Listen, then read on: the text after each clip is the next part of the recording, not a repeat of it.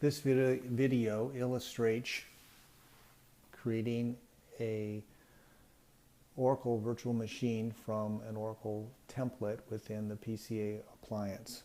Go to the Oracle virtual machine menu and navigate to eDelivery.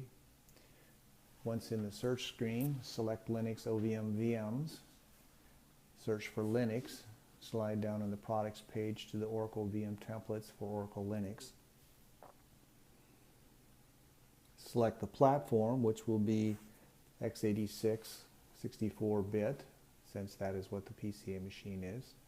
Select Continue. Continue again. This will give you terms and restrictions. Accept the terms and restrictions. And a list of products. Choose the second one, Linux Update 7. Right click and choose Save Link As. We'll save it to your local hard drive. Once it's saved to the local hard drive, we will do a secure copy of the file over to the management node. The management node has Oracle OVM running on it, and it has access to its local file system. We'll use a Python HTTP server to read the file from the Oracle Virtual Manager. So the screen shows you the PuTTY secure copy command to copy the file to a directory we have created on the management node. So going back to DOS, we execute the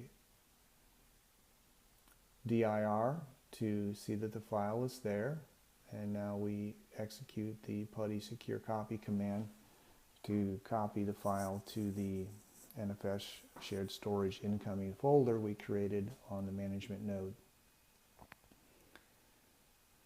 The file will be copied there as a zip file, and once it's there, we go over to the management node, list the folder to see the zip files there. Initially, we do an unzip -t to test the contents. It does a CRC check of the zip file to make sure that the bits we downloaded and subsequently copied got there correctly. Once there are no errors detected in the zip file, we can safely uncompress the file or extract the Oracle Virtual Assembly from the zip file and use it for importing into OVM. Now we're going to create this HTTP server on this folder, and initially, just to show you, we go to the browser and bookmark that folder. Since the HTTP server is not running, we can't list the directory. It's just not there. So when we go back to the Linux console,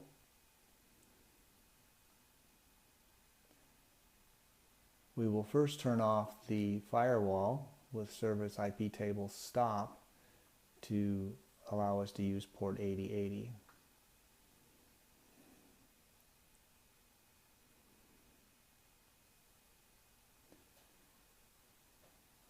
With the IP table stopped, we can then run the Python command. Here, to make sure you can clearly see the command in a notepad, it's Python -m simple HTTP server, camel case, port 8080. We execute that command and the HTTP server will be started on the management node. This just is a simple way to get an HTTP server up so that you can import the file. Oracle Virtual Manager works best if you're importing from an HTTP server with no security restrictions. So you can see on the screen that the same URL host name is used as the management node. Now when we refresh it on 8080, we can see the file. Right click and copy that link location, because we'll use that full URL as we make the import. So go to the OVM manager, log in.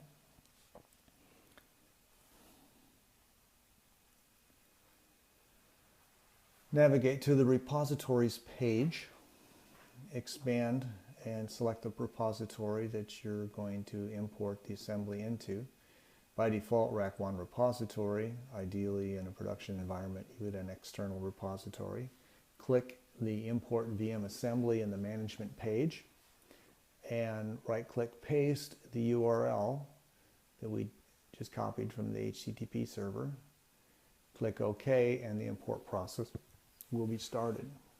In the job summary log, you can see the progress, that it's in progress.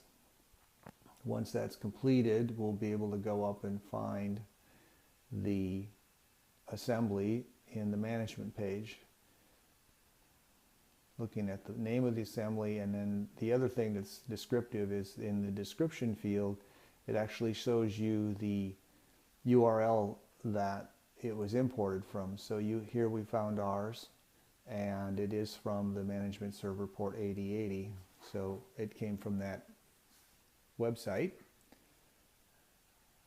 Now we select it and we hit the green arrow to create a VM template. And what this will do, it will extract out the templates contained within that assembly.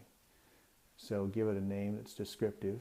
I use my initials so it's easy to find and I can clean up without stepping on somebody else's environment, since this is a shared system at the Oracle Solution Center. Give it a descriptive name so other people can know what this template is for and from, where it was sourced. Click OK, and the process is pending, and you can watch the status log. When it's completed, you can go to the VM templates node and search the management page pane to find the template that we just created. Now what we're going to do is we're going to set the network configuration for the template so that every server created from it will have the same configuration. By default, it doesn't have the network set because that is system dependent. So selecting the template, hitting the edit button, and networks, we can choose the VM public VLAN, which is the most generic. This is the public VLAN available to all virtual servers going out of the data center network. And back in the management pane, we click configuration and networks to refresh it, and we see that the VM public VLAN has been set in the Ethernet networks. Now we can go over to servers and VMs and create a virtual server in our server pool.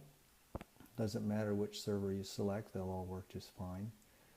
And click the icon on the tree, above the tree, for create virtual server. We're going to do a clone from an existing VM template, the one we just created. Make sure that your repositories is set to the repository you imported into, particularly in a production environment where you would have multiple repositories. Select the template that we created, or actually we imported the assembly and then we created the template from the assembly. Now we're given the name of our virtual server. We click Finish to have the virtual server created.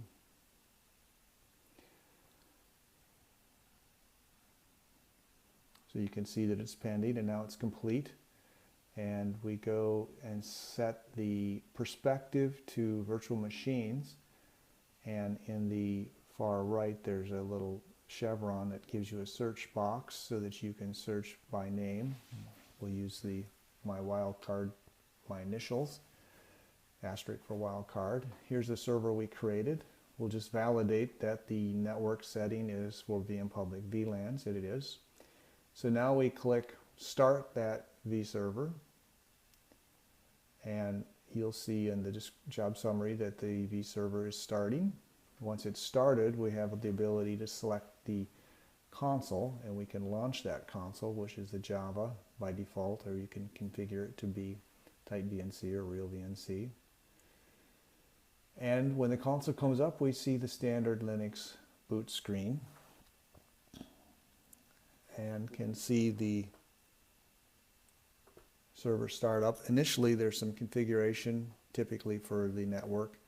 On templates such as PeopleSoft or EBS, there's additional information that would also be input into the start of the machine that is application specific. So here we've set the network, we set a password. Once it gets done configuring, we will be able to log in and execute a few Linux commands. So here we're logging in as root. List the folder which has nothing in it. It's the root folder. And now we'll display the file system. You can see the file system that was created and the network configuration. And that concludes creating a virtual server from an assembly within Oracle Virtual Manager on the Oracle Private Cloud Appliance machine, OPCA.